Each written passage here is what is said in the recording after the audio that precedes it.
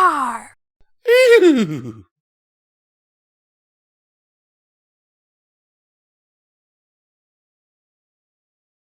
Hello and welcome to Pony&Wolf Productions.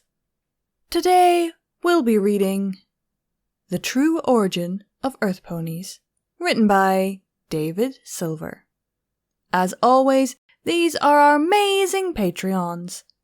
Link is in the description if you wish to join. And it truly does help our littlest ones, i.e. the cats. They make us record all day. Anywho, shall we get to it? A small filly sat beside her mother. Her hooves were resting on her mother's foreleg. What's it mean? The mother smiled thinly. I can't say exactly. The wind whispers gently. But those are old voices. Older than me. No way! Cried the filly, as if that simply were impossible. You're the oldest there is! The mother nudged the filly. If you weren't my filly, I'd be sore at you. You shouldn't call a mare old. But you are. She tilted her head. Why shouldn't I say the truth? That brought a pause to the mother before she nodded. It's like my gift. If I shared everything the wind whispered, if I repeated every tremble of the ground, ponies would get scared or angry. Why? The mother raised her free hoof to her chin. You know how Mother has a gift. How can I forget? She hopped to her hooves. You're super special. Every pony respects you. Respects. That! Ponies come from far away looking for Miss Breezy Stone. The filly beamed proudly. Why? Breezy shook her head slowly. Once there were many ponies with my gift. They could feel, see, taste, and smell. The world was alive for them, and they knew. They knew even things they did not know. The filly frowned at that. If you don't know something, then you can't know it. You're not making sense, Mama. Breezy leaned in and kissed her filly's cheek gently. It didn't always make sense. I can hear when an angry wind is coming, but I don't always know what it will lead to. Things were different. My own grandmother told me this story, passed on from her grandmother. The filly sat up and looked at Breezy, her attention fixed solidly. You know of the Pegasi, whose magic lets them take flight, with wings far too small for them, and keeps them aloft on clouds too fluffy and made of nothing to support a pony. You know of unicorns, whose magic focuses in their heads and can be channeled into potent spells with diligence and practice. But what do you know of earth ponies? The small pony frowned a little. We're strong. Some of us, but not all of us. Not even most of us. She tilted her head. Would Pegasi be known for flight if many could not fly?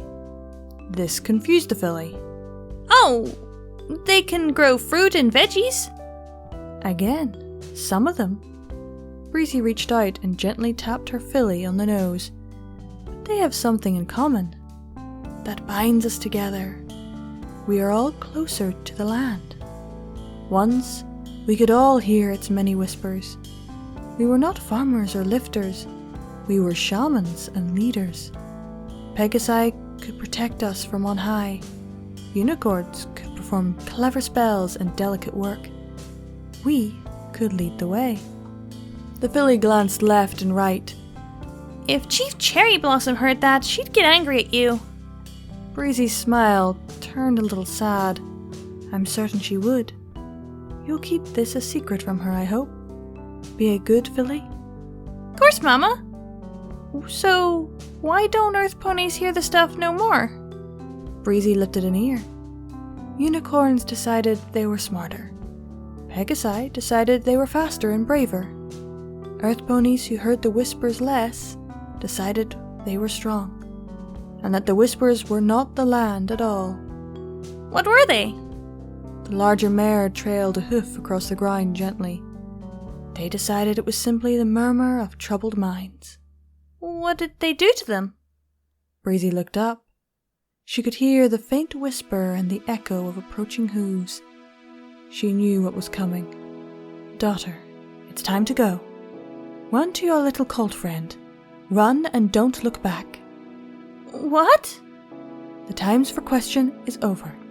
Breezy rose to her hooves. Be a good little filly and don't listen to the whispers. Breezy wasn't seen again. To appease angry spirits, she was removed, and the crop was saved. The town celebrated the return of their livelihood. Her daughter was watched like a hawk for any signs of her mother's deviation, but she never claimed to hear whispers or show much sign of any talent besides cooking. That was good enough, and she was left alone. The little filly changed her name when she became an adult. She became Cherry Pie. She claimed it was indifference to their wise chief. She lived well and plainly, and though she never spoke of the whispers that came to her, they did. Guided by invisible hooves, she avoided disaster for herself and her family. She was not the last Pie.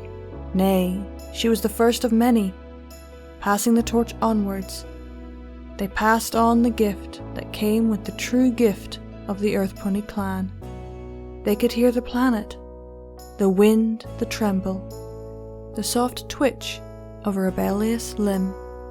It was all ways of communing with the power behind the world.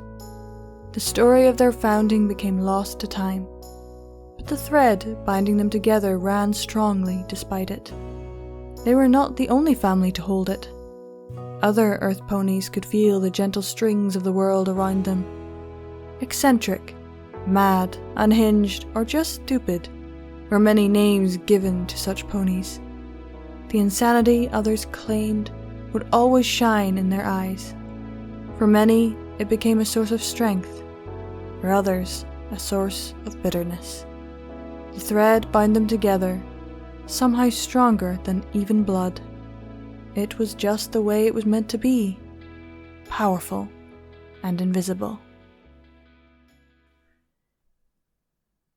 I like this idea for Earth Ponies. It struck me as odd that their gift was farming or strength or whatever, and it just did seem a bit odd.